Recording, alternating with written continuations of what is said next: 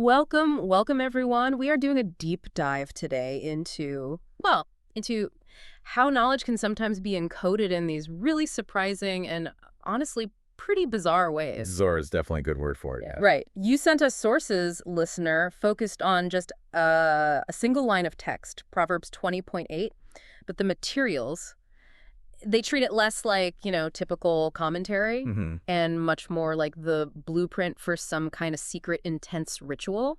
We're talking vixens, rainbow crabs. And Molotov cocktails, can't forget those. Oh, yeah, the Molotov cocktails. We'll get there. It's wild. It is. But that's exactly our mission today, really. We want to pull back the curtain on this really remarkable system of visual mnemonics. It's designed not just to help you memorize the verse, Right. but to make you sort of internalize it, feel it almost, is this whole sensory experience. We're going to unpack the line. The king sits on the throne of judgment, scattering all evil with his eyes. And if you've ever felt, overwhelmed trying to retain complex stuff, these sources, they offer this amazing alternative. Forget rote memorization. Yeah. This is about turning abstract ideas into a really specific, unforgettable movie inside your head. So we'll walk you through it. The characters, the props, the whole story that makes this ancient line just pop. And to kick things off, you need to understand that this system, it even turns the metadata, like the chapter and verse numbers, into actual characters in the story. Ah, okay. So the location of the text itself matters. Big time. It dictates who starts the scene, essentially. Okay, so let's break that down. The starting point is chapter 20, verse 08. So these numbers, they become visual cues right at the beginning, like the opening scene of the memory palace. That's exactly it. The numbers get mapped through this, well, it's a kind of complex phonetic code system in the background. Okay. But the important thing for you, for remembering, is the final visual, the result. Chapter 20 becomes instantly, permanently linked to a vixen. A vixen. Okay. Yeah, and the sources specifically call her the vixen queen.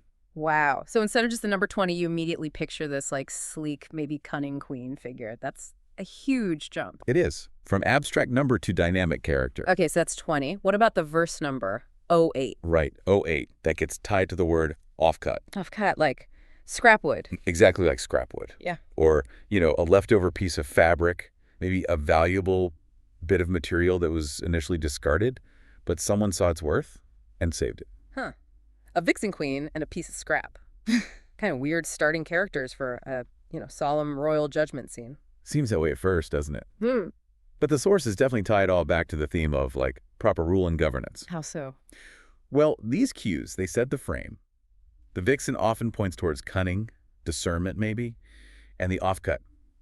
Well, we'll see later. It becomes a symbol of wise resource management, not wasting anything. Okay, interesting. So they're not just random. Not at all. Yeah. But let's hold that specific thought for a moment, and let's decode the main event. Yeah. The actual words of the verse itself, the power players. Right. Section 2, decoding the throne of judgment. So now we're going word by word through the Hebrew, linking them to specific visuals. Precisely. Concrete visual objects that anchor the meaning, especially in this context of judgment. First word, melech, the king. Okay, that one seems straightforward. It is. The image is just what you'd expect. A regal figure, the king or ruler himself. Robes, maybe a crown. The works. Got it. King is king. Next. Next is kerfa, yoshev. It means sitting or one who sits. And the image chosen for this state of being seated for stability. It's a cushion. A cushion? Why a cushion? Comfort. Comfort, yes, but more about the settled nature, the calm posture needed to judge fairly. Not agitated, but firmly seated, positioned. Makes sense. Okay, cushion for sitting. Then we establish the position, meaning on or upon, signifying authority, being above. On the cushion, on the throne. Exactly. And the throne itself, because, again, pretty standard visual. The royal throne, the seat of authority. Okay, so far so. Traditional. King, cushion, throne. We're building a standard royal scene here, but I have a feeling it's about to get weird. Oh, it is. Because the next word is din. This means judgment, but also contention, dispute, legal strife. Right, the core of the verse. Judgment. So what's the visual for that? Something balanced. Scales. Nope, not scales. This is where the system, like you said, goes completely off script from expectation to capture the explosive nature of dispute, the raw conflict. Yeah. The visual mnemonic is a Molotov cocktail. Wait, what? A Molotov cocktail? Like the improvised firebomb? The very same. Hold on. That seems incredibly jarring. Aggressive, even. For a word like judgment in, Proverbs, why such a violent image? That's the genius of it. For memory, at least, it's a cognitive trick. The system doesn't just want you to remember the outcome of judgment, which is order. It wants you to remember the process, the heat, the danger of the contention itself. Ah, okay, so it represents the chaos that judgment has to deal with. Exactly. The Molotov cocktail instantly sears the idea of din dispute, quarrel into your brain because it's so unexpected, so symbolic of immediate fiery conflict, the chaos the king has to preside over. Okay, I get it. It's memorable because it's so intense and, frankly, absurd in context. It represents the raw conflict itself. So how does the king deal with this Molotov-level conflict? The next word is the action. Masar means winnowing or scattering, right? Correct, like separating grain from chaff. And the visual for this act of scattering, of separating the valuable from the worthless, is a hand fan. A fan, like a paper fan. Yeah, specifically the sources mention a Japanese uchiwa, one of those rigid paddle-shaped fans. It represents a careful, controlled action, not just blowing wildly, but deliberately separating. Okay, a fan for scattering. Makes sense. Yeah. And the way he does this separating, the verse says, bam, in his eyes, or with his eyes. How do you visualize insight? Well, this is where it gets even more symbolic. That fan. It's not made of paper or silk. Oh, no. What's it made of? To visualize the superior insight, the piercing perception needed for true judgment, the sources dictate the fan is made entirely of multiple eyeballs. Get out of here. A fan made of eyeballs. A fan made of eyeballs. It physically merges the tool, the fan, for scattering with the melech clear sight perception. It rams home the point that judgment isn't just force. It's about seeing clearly. Yeah. Wow. Okay, quite an image. An eyeball fan. Unforgettable. Right, definitely.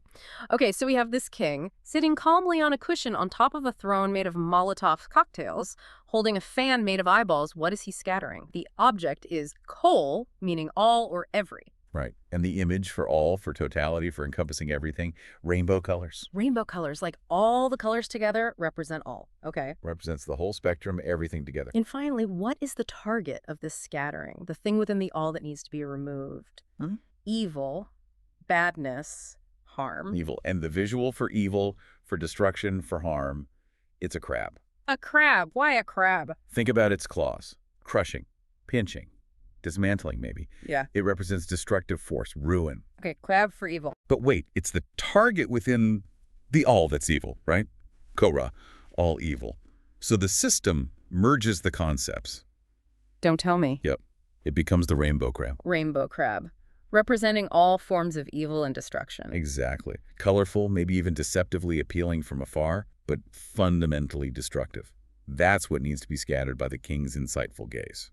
Okay. My head is spinning slightly, but in a good way. So if you're keeping track at home, vixen queen, offcut, king, cushion, Molotov cocktail throne, eyeball fan, and the rainbow crab. What a cast! Quite the assembly. So now, section 3. Let's put it all together. The sources lay out this narrative, right? The king and fox judgment ritual. This is where the story unfolds. This is where it all comes together. And the story starts, just as the chapter verse code dictates, with the vixen queen appearing. She enters the scene, signaling that the ritual is beginning. And she has the offcut 08 with her, right? What does she do with it? She does something really crucial. She takes that piece of offcut material, that says scrap, and she fashions it, or perhaps it already is a crown. And she places this offcut crown onto the king's head. A crown made of scrap. Exactly. And the sources explicitly state this symbolizes a correct and, importantly, unwasteful form of governance. Ah. Okay, so using scraps, being resourceful, that's part of good kingship, not extravagance. Precisely. True power isn't about waste, it's about wisdom. Seeing value and potential in everything, even the bits others discard. It sets the stage for the kind of judgment he's about to perform. That's powerful. Okay, so he's crowned with wisdom, essentially. Now, the throne room. The king sits on his cushion on the throne, but the throne is made of those burning Molotov cocktails. And here's that core visual tension again. The sources really emphasize this contrast. He's seated quietly, calmly on the cushion. Why, yoshev? Atop this symbol of fiery, explosive conflict. It shows his character. A true ruler has to engage with the heat of dispute, the harsh reality of contention. But his own posture, his approach, must be settled, orderly, calm. He rules over the chaos. He doesn't get consumed by it. He's the calm center of the storm, sitting on the very symbol of the storm. Yep. Okay. So the conflict is represented. His calm is represented. Then the target appears. Then the target appears. The enormous rainbow crab scuttles into view. Its trying to escape, maybe waving those big destructive pincers. It's visually embodying all evil. The thing that needs to be scattered. Exactly. So the king raises his instrument. Yeah. The fan. And remember, it's made of eyeballs. Right, the eyeball fan. So the action is immediately defined as being about perception, insight. Yes. It's not just random scattering, the scattering with insight. So what happens? Does he whack the crab with the fan? No, it's more elegant, more precise than that. He fulfills the literal meaning of Mazara, scatter and select. He simply swings the eyeball fan, a controlled, decisive gesture. And a wind, representing his insight, his judgment, gusts through the hall. And here's the crucial part the sources highlight. The wind blows away only the evil. Ah, so it's incredibly precise. It doesn't just destroy everything. Exactly. The rainbow aspect, the all, maybe symbolizing the kingdom, the people, whatever is good remains untouched. But the evil aspect, the crab's destructive power, maybe its pincers fall off or the crab itself is blown away, that part is separated and removed. Order restored, the evil is gone, the good remains. Wow. And the ritual concludes. The vixen queen steps forward again, maybe nods, confirming the success. The king, using his eyes, perception, and the fan, scattering action, has correctly separated the evil from the whole. And the offcut crown. The offcut crown, the symbol of that wise, unwasteful governance that framed the whole act, it continues to shine. His judgment is validated as good rulership. That's actually brilliant. It takes these abstract concepts, judgment, insight, contention, evil, scattering, wise, rule, and turns them into this completely unforgettable, slightly insane, high-definition mental movie. Totally. This whole system, this deep dive, it shows how the king brings order. So good. It's all there in the imagery. Yeah, it's not just defining words. It's building a whole sensory experience around the idea of a just ruler dealing with conflict. Exactly. It's not just a mnemonic for a sentence. It's encoding the values embedded in that sentence. And the reason it works, the reason it sticks, is because of the absurdity. The Molotov cocktail, the rainbow crab, the eyeball fan. Your brain flags them as important because they're so weird. It forces you to pay attention and remember the details. So the big takeaway for you listening, next time you're facing, I don't know, a huge pile of information, legal statutes, historical dates, complex technical stuff, maybe skip the bullet points?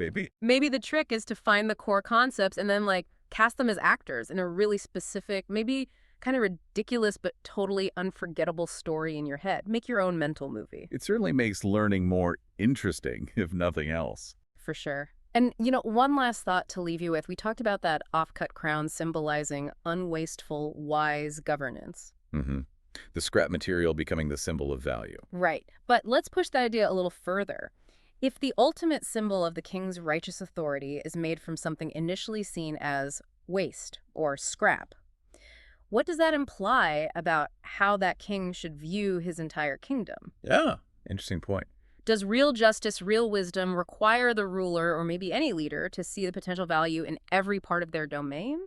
Even the parts or the people that society might overlook or consider insignificant, like finding the value in the offcuts. That's a really profound thought. What does it mean to govern in a way that values even the scraps? Something to definitely mull over. Definitely something to think about next time you encounter something or someone you might be tempted to just discard.